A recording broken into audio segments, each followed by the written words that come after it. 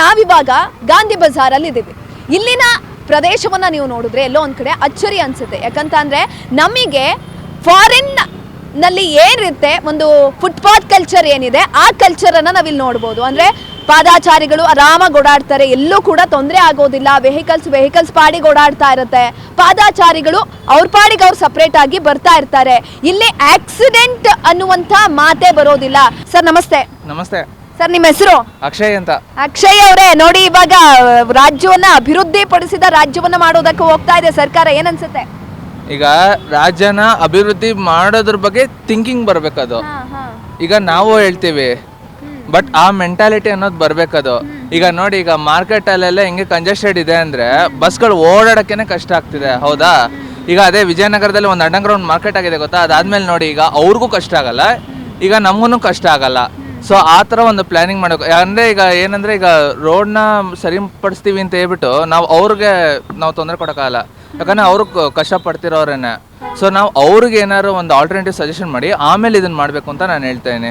ನಾವಿವಾಗಿರುವಂಥದ್ದು ಗಾಂಧಿ ಬಜಾರ್ನ ಸರ್ಕಲ್ನಲ್ಲಿ, ಅಂದರೆ DVJ ರಸ್ತೆಯಲ್ಲಿ ನಾವಿವಾಗ ಪ್ರಸ್ತುತವಾಗಿದ್ದೀವಿ.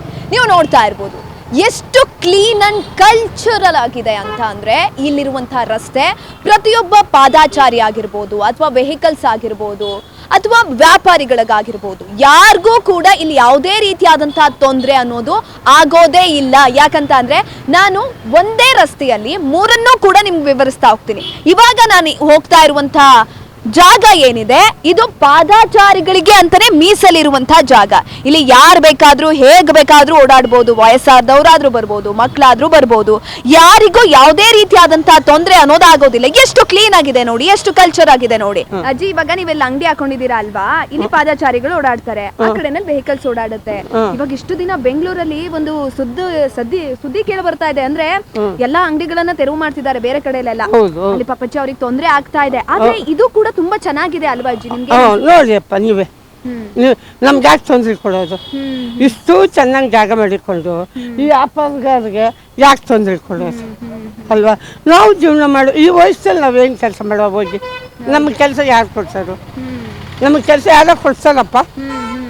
ನಂಗೆ ಈಗ 75 ವರ್ಷ, ನಂಗೆ ಯಾರೋ ಕೆಲಸ ಕೊಡ್ತಾರ? ಈಗ ಎಲ್ಲೋಗಿ ಮಾಡ್ಮ ನಾವು ಕೆಲಸ? ಏನೋ ಇರೋ ಗಂಟೆ ಅವತ್ತಿಂದು ಬಂದು ಕೂತ್ಕೊಂಡ್ಬಿಡ್ತಿದ್ವಿ. ನಾವಿಲ್ಲಿ ಬಂದು ಇವತ್ತಲ್ಲ, 70-60 ವರ್ಷ ಆಯ್ತು ನಾವಿಲ್ಲಿ ಬಂದು ಜಾಗ ಇಟ್ಕೊಂಡು ಕೂತ್ಕೊಂಡು. ಇವತ್ತು ನೀವು ಹೋಗ್ರಿ ಎತ್ತಿ ಅಂದ್ರೆ ನಾವು ಏನು ಎಲ್ಲಿ ಹೋಗ್ಮ ನಾವು ಒಟ್ಟಾಗಿ ಏನು ಮಾಡ್ಮ? ಅಂದ್ರೆ ನಮ್ದು ಕ್ಲೀನ್ ಸಿಟಿ ಆಗಬೇಕು, ಕಲ್ಚರ್ ಆಗಿರಬೇಕು ಅನ್ನೋ ನಿಟ್ಟಿನಲ್ಲಿ ಏನೋ ಒಂದ್ ಕಡೆ ಸರ್ಕಾರ ಒಂದು ಒತ್ತುವರಿಯ ಮಾಡ್ಕೊಂಡಿರುವಂತಹ ಅಂಗಡಿಗಳನ್ನ ತೆರವು ಮಾಡೋದಕ್ಕೆ ಮುಂದಾಗ್ತಾ ಇದೆ. ನಿಮ್ಗೆ ಏನ್ ಅನ್ಸುತ್ತೆ?